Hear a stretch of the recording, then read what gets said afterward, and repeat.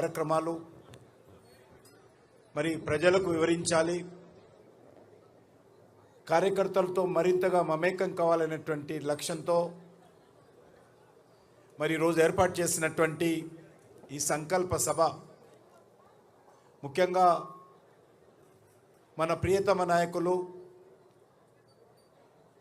నరేంద్ర మోడీ గారి నేతృత్వంలో గత 11 సంవత్సరాలుగా చేసినటువంటి అభివృద్ధి కార్యక్రమాలు కానీ తీసుకున్నటువంటి విధానపరమైన నిర్ణయాలు కానీ ప్రజలకు విలించేటువంటి కార్యక్రమంలో భాగంగా ఈరోజు మనం కలిసాము. మనకందరికీ తెలుసు, ప్రజాప్రతినిధులు అంటే ఈరోజు ప్రజలకు ఎప్పటికప్పుడు అందుబాటులో ఉంటూ ప్రజలతో ప్రజా సమస్యల పరిష్కారం కోసం నిరంతరం కృషి చేయాల్సినటువంటి అవసరం ఉంది. మోడీ గారు ఎప్పుడైనా వారి కలిసినప్పుడు అదే మనకు చెప్తూ ఉంటారు. ఈరోజు దేశవ్యాప్తంగా భారతీయ జనతా పార్టీ ఆధ్వర్యంలో ఈరోజు 11 సంవత్సరాల నరేంద్ర మోడీ గారి నేతృత్వంలో దేశంలో జరిగినటువంటి అభివృద్ధి కార్యక్రమాలను ప్రజలకు వివరించేటువంటి కార్యక్రమం చేపడతా ఉన్నాం. ఈ దేశంలో మొట్టమొదటి కాంగ్రెసేతర ప్రభుత్వము 11 సంవత్సరాలు పరిపాలించినటువంటి ప్రభుత్వము మరో 11 సంవత్సరాలు కూడా పరిపాలించడానికి ప్రజల ఆమోదంతో ముందుకెళ్తున్నటువంటి ప్రభుత్వము భారతీయ జనతా పార్టీ ప్రభుత్వం అని సందర్భంగా మనం చేస్తున్నాం. నరేంద్ర మోడీ గారి నేతృత్వంలో మొట్టమొదటి కాంగ్రెసేతర ప్రభుత్వము ఇన్ని సంవత్సరాలు ఒక అద్భుతమైనటువంటి, ఒక నీతివంతమైనటువంటి, ఒక సమర్థవంతమైనటువంటి పరిపాలన ఇచ్చినటువంటి ఘనత ఈరోజు మన పార్టీకి, మన నాయకుడైనటువంటి నరేంద్ర మోడీ గారికి దక్కుతుంది. మనం చూశాము, కాంగ్రెస్ పార్టీ హయాంలో ముఖ్యంగా యూపీఏ హయాంలో సోనియా గాంధీ నేతృత్వంలో మన్మోహన్ సింగ్ గారు ప్రధానమంత్రిగా ఉన్నప్పుడు రోజు ఉదయం పేపర్ చూసినా, టీవీ చూసినా, బ్రేకింగ్ న్యూస్ చూసినా, హెడ్లైన్ చూసినా ఒకటే వార్తలు. ఏ రకమైనటువంటి కుంభకోణాలు జరిగాయో, ఏ రకంగా సుప్రీంకోర్టు లేకపోతే కంట్రోల్ ఆడిటర్ జనరల్ ఏ రకంగా పత్రికల్లో పతాక శీర్షికలో ఆ రోజు కాంగ్రెస్ పార్టీ హయాంలో అవినీతి కుంభకోణాలు జరిగాయి.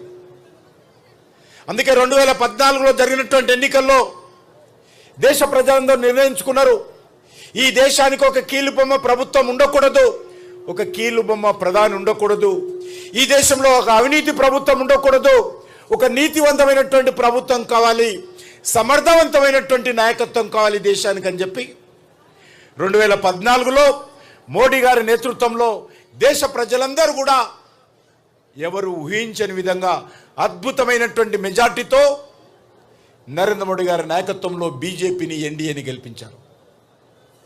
ప్రజలు పెట్టుకున్నటువంటి ఆకాంక్షలు, ప్రజలు పెట్టుకున్నటువంటి ఆశలు మనము విశ్వాసంలోకి తీసుకొని ఈ 11 సంవత్సరాలుగా పరిపాలన చేస్తున్నాం. ఈరోజు మోడీ గారిని అనేక రకాలుగా విమర్శిస్తారు, కానీ ఈ దేశంలో ఏ పార్టీ కానీ, ఏ పత్రిక కానీ, ఏ టీవీ ఛానల్ కానీ ఈ 11 సంవత్సరాలుగా ఏ ఒక్క రోజు కూడా నరేంద్ర మోడీ గారి ప్రభుత్వం అవినీతి ప్రభుత్వం అనో, నరేంద్ర మోడీ గారి ప్రభుత్వం ₹1 దుర్వినియోగం చేసిందనో ఏ ఒక్కరు కూడా ఈ దేశంలో విమర్శించలేదంటే దానికి నరేంద్ర మోడీ గారి నాయకత్వము నీతివంతమైనటువంటి నాయకత్వం అని చేస్తుంది. అంతేకాదు, ఆ రోజు మన్మోహన్ సింగ్ గారి నేతృత్వంలో ఒక రిమోట్ కంట్రోల్ ప్రభుత్వం ఉండేది, ఒక అసమర్థమైనటువంటి నాయకత్వం. ఎక్కడ కూడా ఏ సమస్యలు పరిష్కారం చేయలేనటువంటి పరిస్థితుల్లో, నిస్సహాయమైనటువంటి స్థితిలో ఆ రోజు ప్రభుత్వం పనిచేసింది. మరి ఈరోజు నరేంద్ర మోడీ గారి నేతృత్వంలో ఏ రంగంలో తీసుకున్నా గ్రామీణ ప్రాంతాల్లో పేద ప్రజలకు టాయిలెట్ నిర్మాణం నుంచి మొదలు పెడితే భారత ప్రభుత్వము, భారతదేశము చంద్రమండలంలో త్రివర్ణ పతాకం ఎగరేసే వరకు కూడా అన్ని రంగాలలో కూడా ఈరోజు నరేంద్ర మోడీ గారి నాయకత్వంలో అద్భుతమైనటువంటి పరిపాలన. భారతీయ జనతా పార్టీ అంటే ఏంటో, భారతీయ జనతా పార్టీ సిద్ధాంతం ఏంటో, భారతీయ జనతా పార్టీ నాయకత్వం ఏంటో, భారతీయ జనతా పార్టీ దృష్టిలో భారతదేశం ఏ రకంగా ముందుకెండాలో ప్రపంచ ప్రజలకు తెలిసే విధంగా ఈరోజు మన నాయకత్వం పనిచేస్తూ ఉంది. అంతేకాదు, ఇంతకుముందు కూడా పెద్దలు చెప్పారు, మన దేశంలో ఎక్కడ చూసిన అవినీతి కార్యక్రమాలు, కుంభకోణాలు, దోపిడీలు, కుటుంబ వ్యవహారము ఏ రకంగా ఆ రోజు విచ్చలవిడితనంతో ఉండేదో మనకు తెలుసు.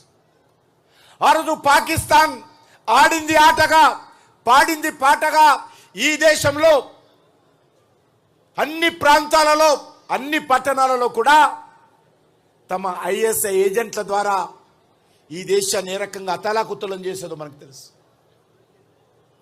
మన హైదరాబాద్ నగరం కూడా ఏ రకంగా పాకిస్తాన్ ఐఎస్ఐ కారణంగా అనేక రకాల సమస్యలకు ఇబ్బంది